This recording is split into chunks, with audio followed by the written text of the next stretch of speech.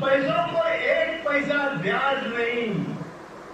ऐसा दुनिया में कोई स्कीम नहीं कि आप पैसा दो उसको ब्याज नहीं मिलेगा। मतलब आपने अगर ईपीएफओ के पास 417 रुपए भरे, भाई बात सुनो, 417 रुपए भरे तो उसकी कीमत आज भी 417 ही वो गिनते हैं। बराबर है क्या? आवाज दो। 417 1995 के आज भी कोई बैंक में 417 ही गिने जाते हैं। 1995 में सोने का भाव था 10 ग्राम का 4000। आप देख लो, यूट्यूब पे देख लो। हाँ? आज कितना है? मैं तो सोने की तरफ देख भी नहीं सकता। अरे ये वाले सोने का हमारे नसीब में नहीं तो वो वाला सोना कहाँ होगा? तो जो उस समय का 417 है, जब सोने की कीमत 4000 थी, मतलब 1 ग्राम का सोना, उसके बाद 541 बढ़ते थे, फिर 1250, पिछले 11-12 सालों से बढ़ रहे हैं। तो हम भर ही रहे हैं। और वो क्या करते हैं, जो छोटे बच्चे की पिगी बैंक होती है ना, 10 पैसा डाला, 50 पैसा डाला, वो पैसे ही निकलता है, उसमें कोई ब्याज नहीं होता। तो हमारा भी बूढ़े लोगों का उन्होंने पिगी बैंक बनाया। हमारे पैसे को ब्याज नहीं है और हमारी जो पेंशन मिलती है तो बताने में तो कई लोगों को मतलब शर्म भी आती होगी।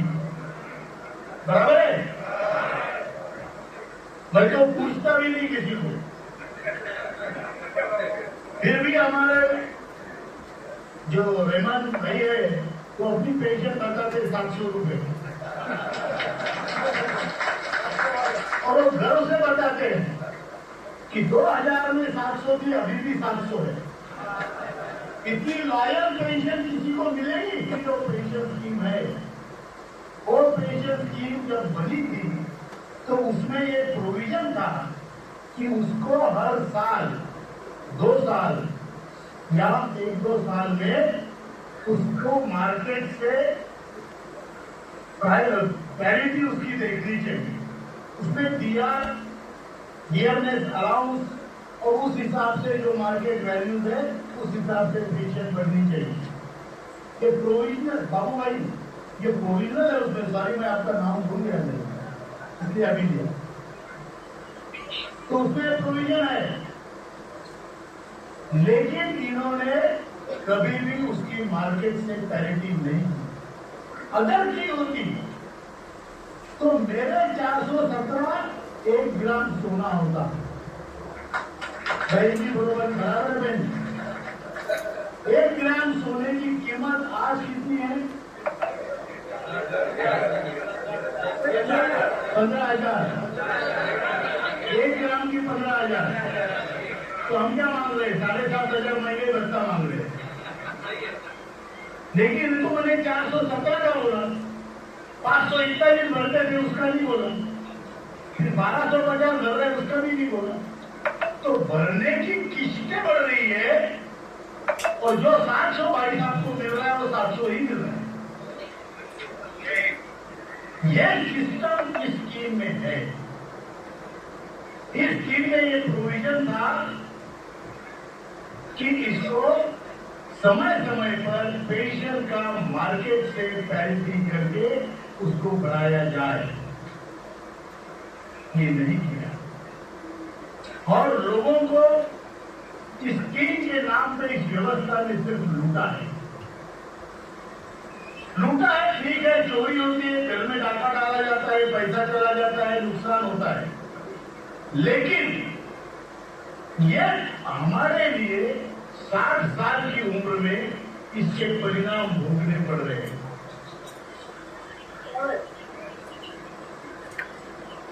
इसको इम्प्लीमेंट किया नहीं, इसलिए हमें आज भुगतना पड़ते हुए। ये लोग कौन है?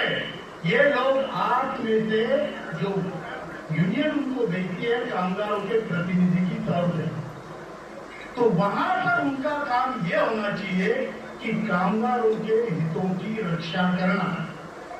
बराबर। जब 2008 के फरवरी में एक जो प्रोविजनल ओरिजिनल स्कीम में था कि जब आप मर जाएंगे तो आपके पैसे आपके पत्नी को लौटाए जाएंगे, जो आपका कॉर्पस होगा वो आपके पत्नी को वापिस होगा, रिटर्न मिलेगा। इन्होंने फरवरी 2008 में सीबीडी ने निर्णय लिया है रिटर्न नहीं होगा, वो आपका पैसा। बराबर। और ये हमारे 10 भाई ये वहां चाय बिस्कुट खाते रहे। बराबर। तो हमारे कौन, अपने कौन, पराए कौन, घर के कौन, बाहर के कौन, सबने हमको लाते मारे। लड़की है तो हमको ही लड़नी है। आप किसी भी पार्टी का झंडा लेके नाचो, लेकिन जहां तक इस केस का सवाल है वो आपको लड़ाई आपकी लड़नी पड़ेगी। जो सीपीएफ की है, आरपीएफ की है, जो श्रम मंत्रालय के बाबू है, श्रम सेक्रेटरी है, उसका डेप्यूटी, इसका ये, उसका जॉइंट, उसका अंडर, ये सारे सेक्रेटरी कुछ ना कुछ कर सकते थे कि नहीं कर सकते? बोलो।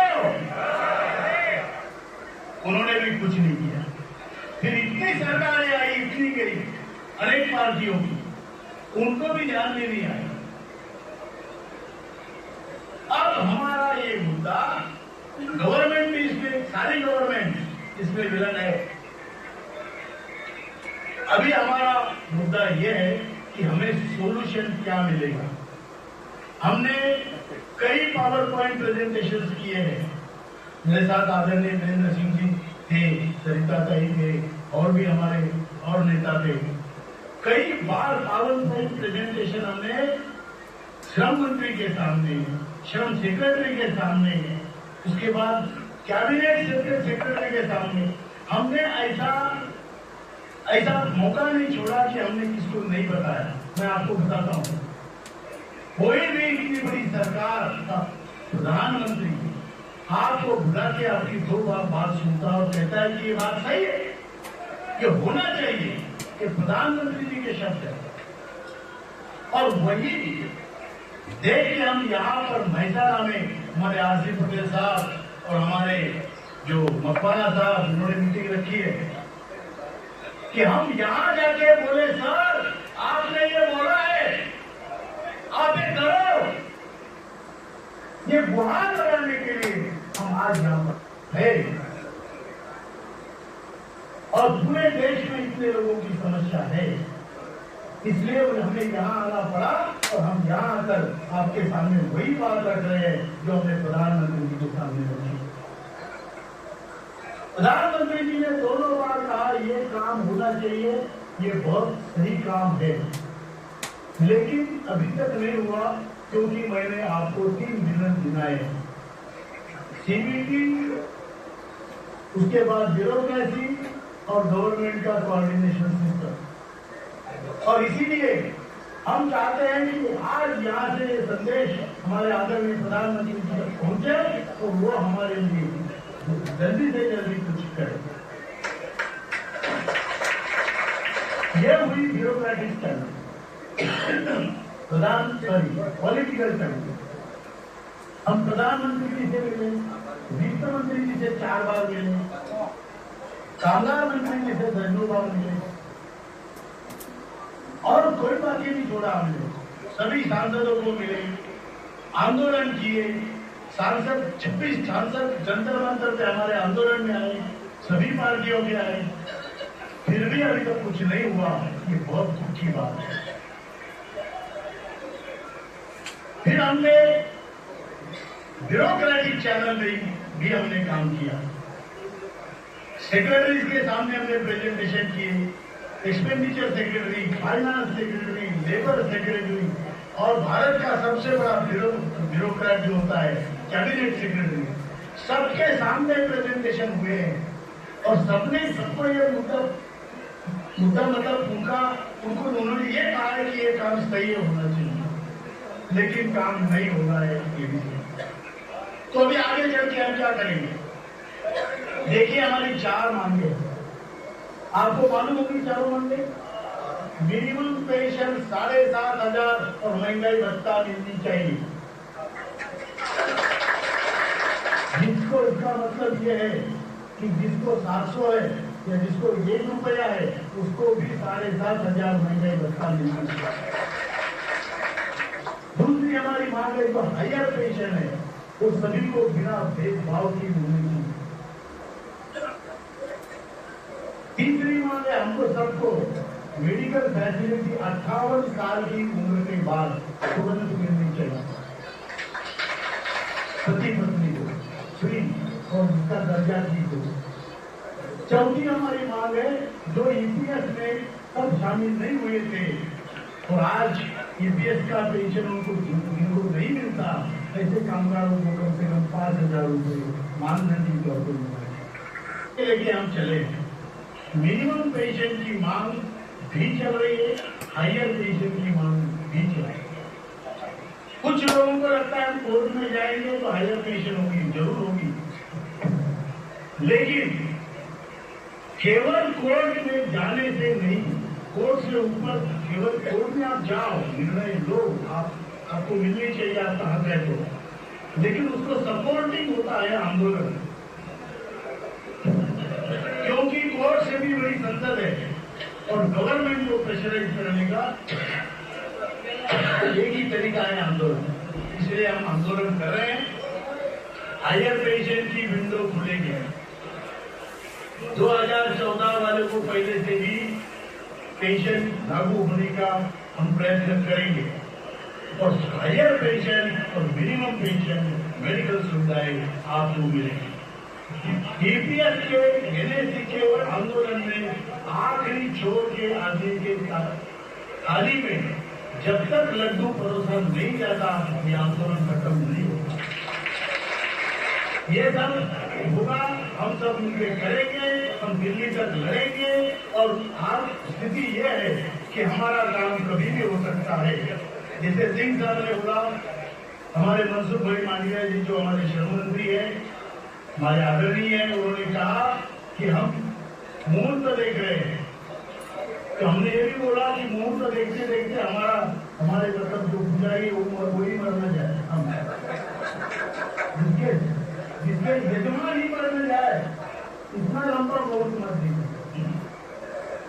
कोविड चल रहा है, हमारी पेंशन जल्दी से जल्दी बढ़ने की बहुत संभावना है, लेकिन हम फिर भी हम जो दूध से जले हैं तो हम छाछ फूक के ही पिएंगे। इसलिए हम अपना आंदोलनात्मक कार्यक्रम बंद नहीं कर रहे। अभी आज यहाँ की मीटिंग है, 2 दिन बाद पुणे की मीटिंग है, उसके 3 दिन बाद हैदराबाद में, कलकत्ता में सेंट्रल वर्किंग कमेटी की मीटिंग 1 जुलाई को होगी। उसमें निर्णय होंगे, पूरे देश के नेता वहां आएंगे, उसमें निर्णय होंगे कि आगे का आंदोलन कितना तीव्र किया गया।